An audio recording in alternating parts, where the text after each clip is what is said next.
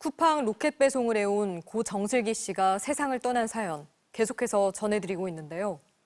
당시 고인이 속한 배송업체에서는 산재를 신청하지 말라고 유가족을 거듭 설득해온 것으로 확인됐습니다.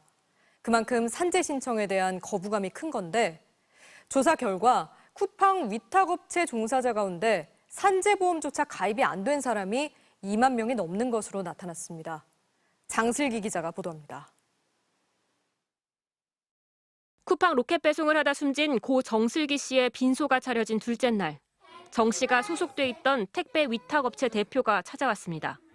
그리고 유가족들에게 가입해 있던 산재보험은 신청하지 말라고 말렸습니다. 저는 산재 안 해요. 제가 유가족이면 저는 산재를 일단 이 기간도 오래 걸릴 뿐더러 기간에다가 확실히 된다는 보장이 있으면 하는 건데. 유가족은 이 대표가 갑자기 태도를 바꿔 합의금을 제시했다고 말했습니다.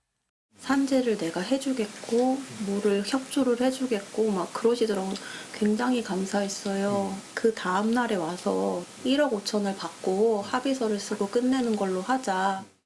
개인 사업자여도 대가를 받고 일하면 산재보험에 가입해야 합니다.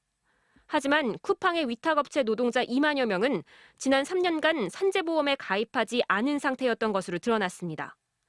근로복지공단이 쿠팡 배송 위탁업체 539곳을 조사한 결과 90곳에서는 산재보험에 가입한 사람이 한 명도 없었습니다. 또 상당수 협력업체들은 직원들에게 가입 의무를 알리지 않거나 심지어 가입을 포기하는 각서까지 받았습니다. 근로복지공단은 위탁업체 수백 곳의 과태료로 모두 2억 9천만 원을 부과했다고 밝혔습니다. 다만 쿠팡의 전체 위탁업체 규모나 대상 인원이 얼마나 되는지는 확실치 않다고 밝혔습니다. 쿠팡실에서 물류센터 같은 경우에는 이제 사업소득으로 신고하다 보니까 쿠팡 측은 일부 산재보험 가입이 미비한 위탁업체에 대해서는 계약 해지를 위한 사전 절차를 진행 중이라고 밝혔습니다. MBC 뉴스 장식입니다.